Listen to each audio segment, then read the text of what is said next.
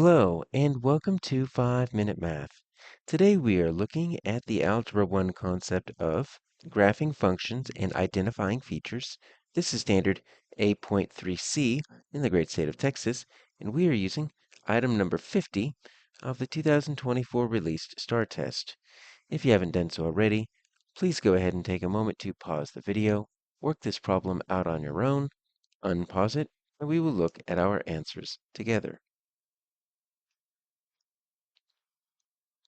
So we've got this graph here, just a linear function, right? It's a straight line moving up from left to right, and we need to find the value that best represents the y-intercept. Now, if you know what the y-intercept is, you can immediately identify this and go about your day. It's not a difficult problem.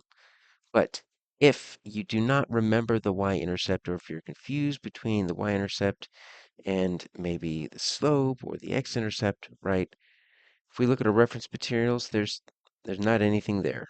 So we see slope-intercept form. That's the only place we see the word intercept, but that doesn't really help us. So let's use a little bit of process of elimination. Let's assume that we don't really know how to solve this problem. Well, I'm just going to look at my answer choices, and I'm just going to look for these values. So let's look at -2.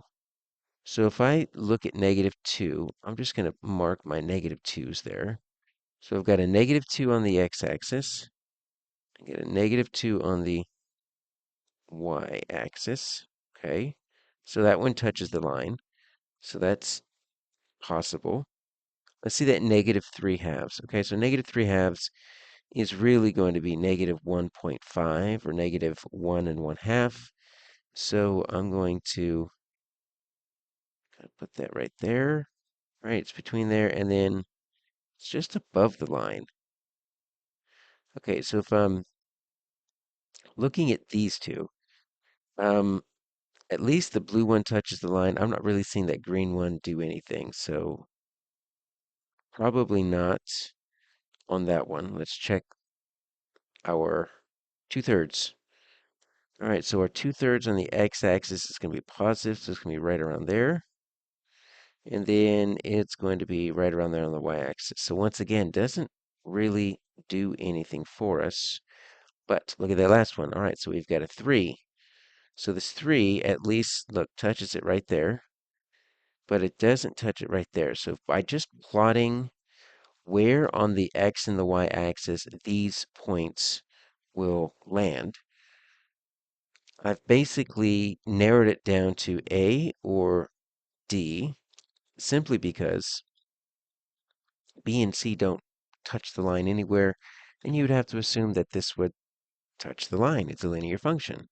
Now, if you're stuck between those two, notice the blue one, the blue dot, -2, touches it on this vertical axis, right? So that's our y-axis. So we can say this is y equals -2. And this 3 touches it at the x-axis, right? On that horizontal axis, you can say x equals 3.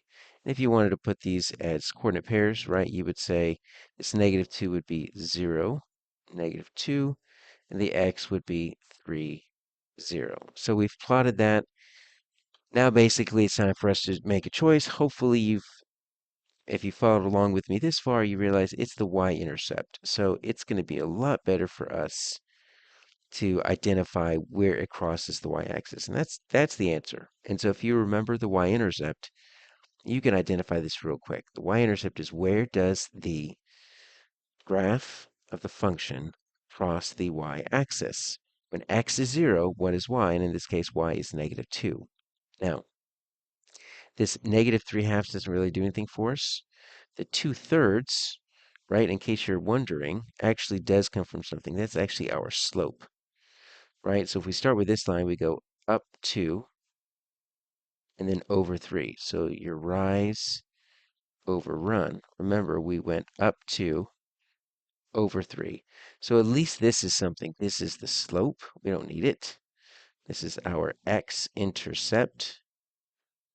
Our answer here is going to be A, which is our y-intercept.